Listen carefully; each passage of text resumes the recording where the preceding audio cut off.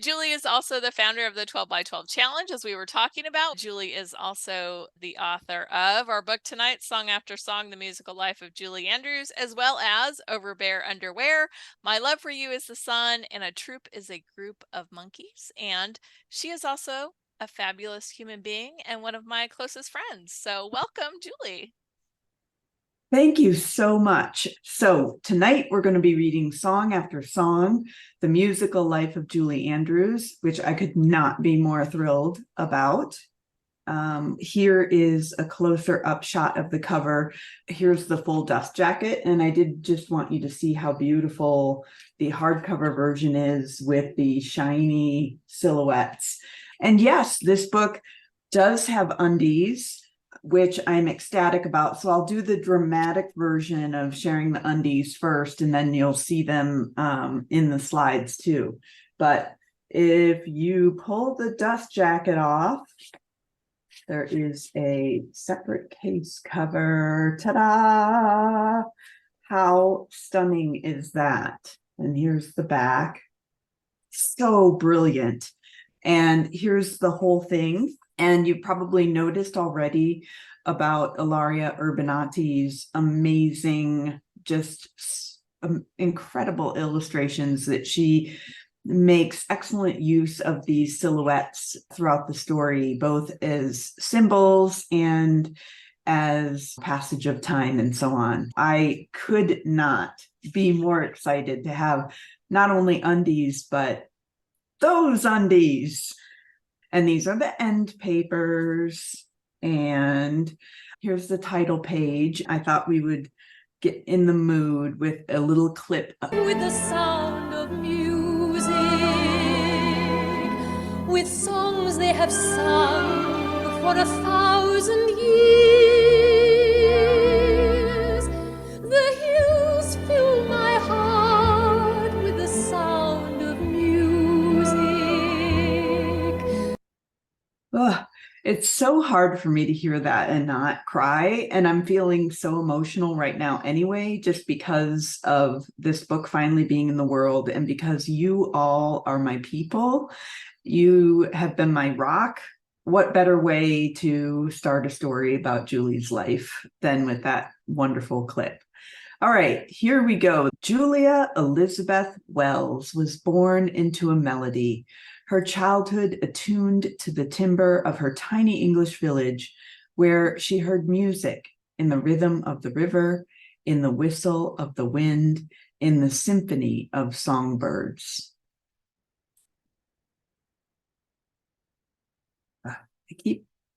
There we go. Music surrounded her at home, too.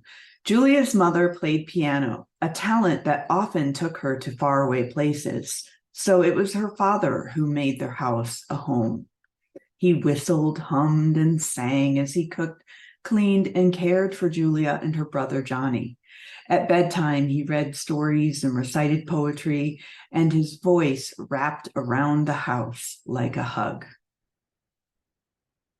But in the midst of the blitz of World War II, Julia's mother moved to London with a singer named Ted Andrews. She sent for Julia to live with them. Stuck in the sooty city of London, Julia longed for home. Ted was unfamiliar to her and no substitute for her father. But her mother asked her to call him Pop and changed Julia's name to Julie Andrews. Julie struggled to find harmony in her new life.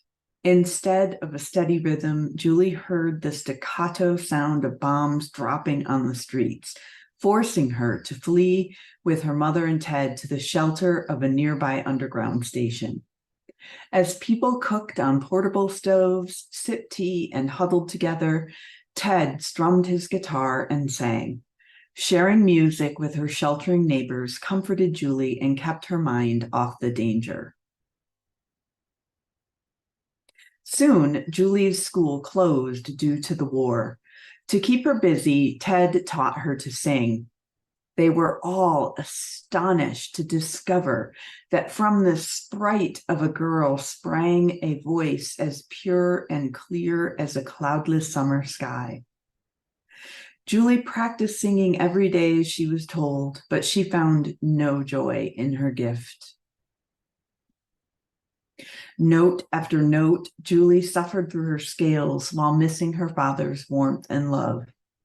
Fortunately, Ted turned over her vocal training to famed singer and teacher Madam Lillian Stiles Allen. Madam combined rigorous instruction with kindness and affection. She taught Julie to imagine placing each note right next to the previous one like a beautiful string of pearls. Under Madam's tutelage, Julie found joy in music. So the whole time I've known you, which is like 10 years now, you've been working on this book.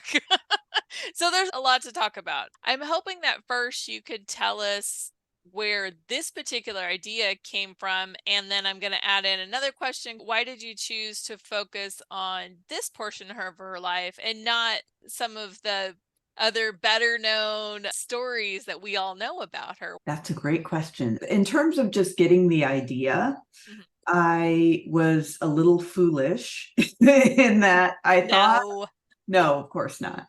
I have always loved Julie Andrews. It was such a major underpinning of my childhood. Sound of Music, Mary Poppins. She was like the one celebrity that I just truly felt love for. And it was anchored in some really significant family traditions. So there was a really strong emotional connection for me. And then years later, I would meet Emma Walton Hamilton, who is Julie's daughter.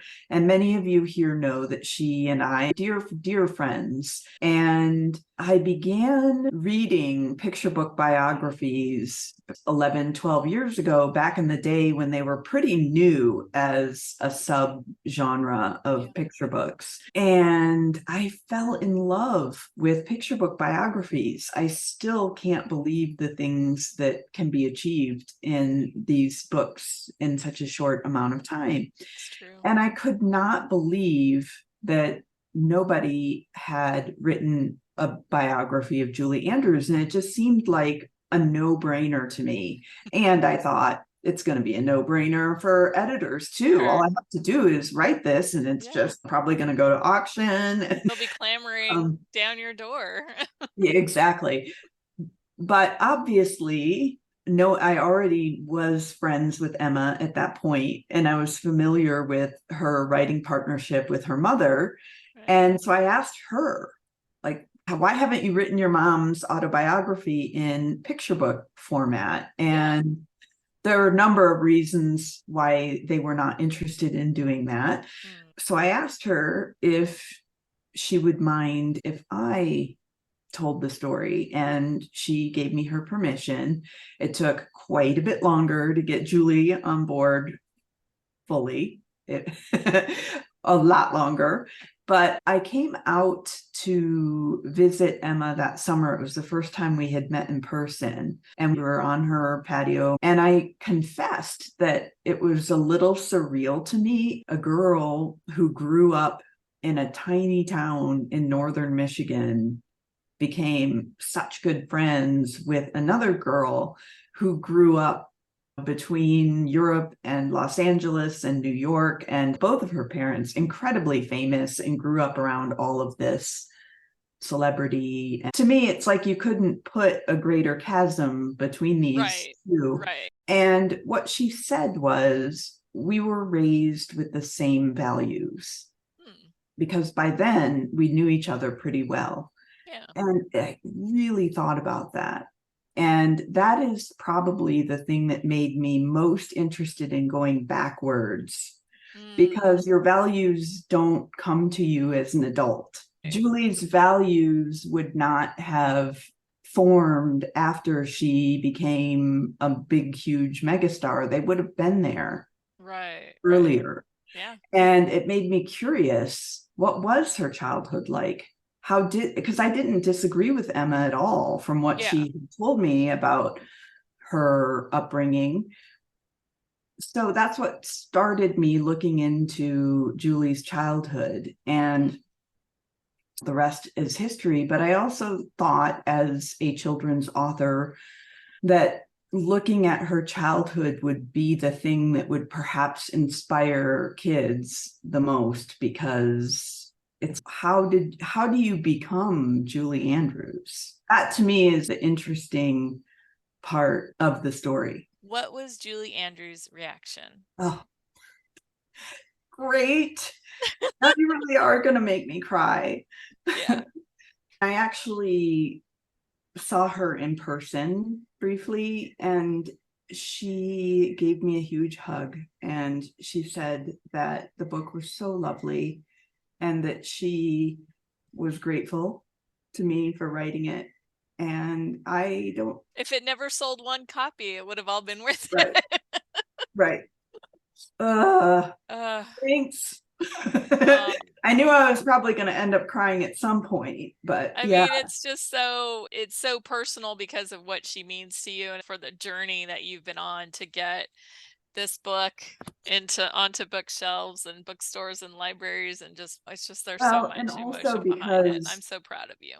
thank you, but also because of my friendship with Emma, that was as important, if not more important, because if you have a dear friend and you're writing about their mother, and then their Right. mother is also somebody who you adore in different ways, and then so does everybody else in the world. I think I'm just releasing a little bit now that the book is out. It's such a relief to not have to worry about that anymore. And also, I feel like I'm living proof of the fact that if you care enough and you just keep working and you believe in your work and your story, that it will happen.